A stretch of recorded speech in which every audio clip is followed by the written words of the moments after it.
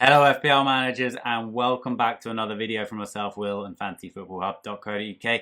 In this video we're going to be going over 5 players that I think you should be avoiding for game week 1. Before we do jump into the reasons that Harry Kane is first on this list, if you are new around here, please do hit that subscribe button with those notifications turned on because we're producing lots more FPL content all designed to give you an edge in those mini leagues. Okay, so obviously I am a Spurs fan and I don't want to see Harry Kane to go over to Manchester City. I'm recording this on the 27th of July, so by the time you watch this video, it may already be decided, but my hunch is that it could drag on quite a while and it could, this saga could still be going on as we go into the new season. And as you'll see on the fixture ticker there, Spurs are playing Manchester City in game week 1, which is tricky for a number of reasons. Obviously, if Kane moves to Manchester City, is he going to play that game week 1 match? I think it's unlikely. If Kane stays at Spurs, then obviously that game week 1 fixture is going to be tricky as well, from a psychological point of view. But it's also going to be a very tricky fixture anyway. Manchester City, probably one of the hardest fixtures of the entire season. So I think when you're spending that type of money for Kane, you want him to be, absolutely nailed on. You want his head to be in the right place. You want him to have pretty decent fixtures as well. And all of those things just aren't quite aligning for me at the moment. If he did make his move to Manchester City, it is worth saying that in game week 2, Kane would play Norwich at home, which, potentially could have settled in. And potentially that's going to be a really, really juicy fixture.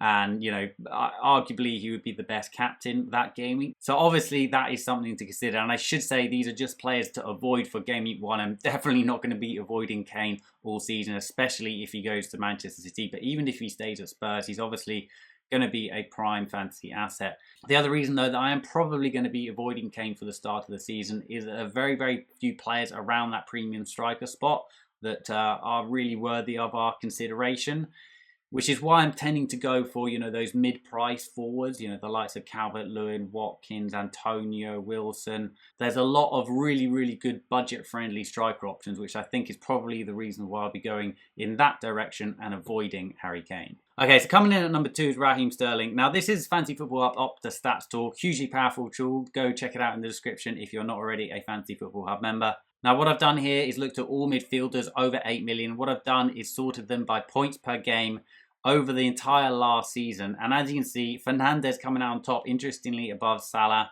And then you've got, the likes of Son, De Bruyne, Mahrez, Grealish, Mane, and then you've got Sterling. So Sterling coming in second to bottom there.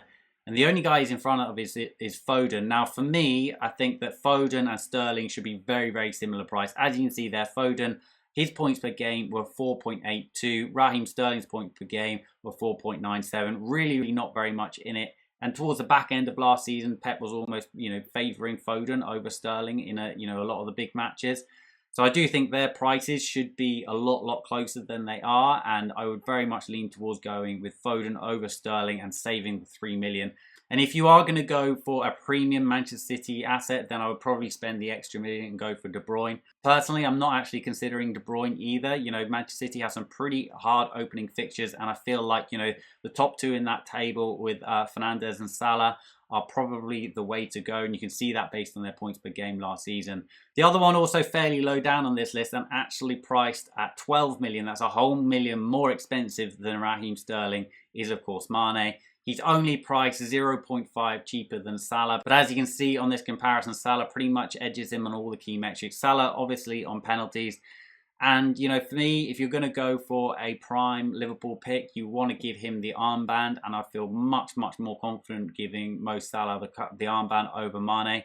So 100% worth the extra 0.5 million. I actually really, really wish, FPL had thought about this a little bit more and priced Mane, around the 11 million mark. And that would have made it, an actual decision to make. So with just 0.5 difference between Salah and Mane, unfortunately, that makes Mane a player to avoid for me. It's very difficult to get both of them in your team. I know Liverpool have good early fixtures, but if I am going to double or even treble up on Liverpool, it's probably going to be in the defence. I also like Diego Jota as potentially a third Liverpool option as well. Okay, coming in with over 20% ownership is Mason Mount. Now, I don't think he's a terrible FPL pick. But for me, there are a lot better ones, certainly around that 7.5 million price range. Coupled with that, Chelsea have really, really poor opening fixtures. As you can see there, they are bottom of the Fantasy Football Hub fixture ticker. Obviously, I think that 20% ownership potentially has something to do with Crystal Palace in Game Week 1, and that is obviously a good fixture for Chelsea.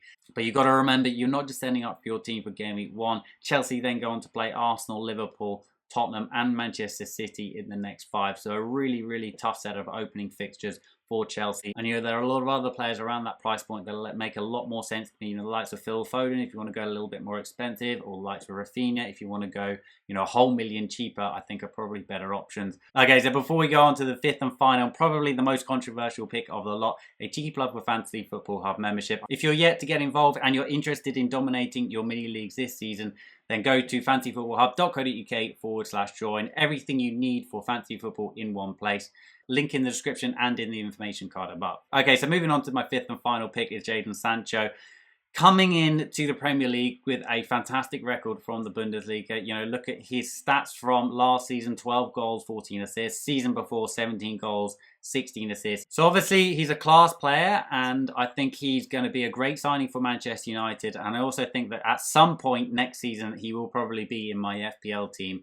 But the reason I'm not going to start with him in Game Week 1 is I always like to see players settle in and embed into a team before I go drafting them into my FPL team. For every 10 players that come into the league, there's probably 9 who take a while to settle in and get used to the rhythm of the league. It is a very, very different league. So yes, Jadon Sancho could be that 1 out of 10 player that starts the season with an absolute bang. He has got one thing in his favour, and that is fixtures are looking pretty favourable for Manchester United. But for me, I'm going to probably go for the security of Bruno Fernandes.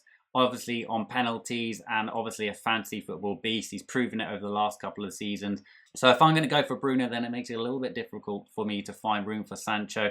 The other thing is that, how many minutes is he going to get early doors? Obviously, you'd expect him to be a guaranteed starter long term, but he has got a lot of competition for that place. The likes of Greenwood, Martial, Rashford, even Lingard, potentially vying for minutes within, those attacking winger spots. I hope you enjoyed this video. Please do like and subscribe with those notifications turned on, and let me know in the comments whether you agree or disagree with any of my picks, or if there's any popular players that I missed out that you'll be avoiding for the start of the season. Bye for now.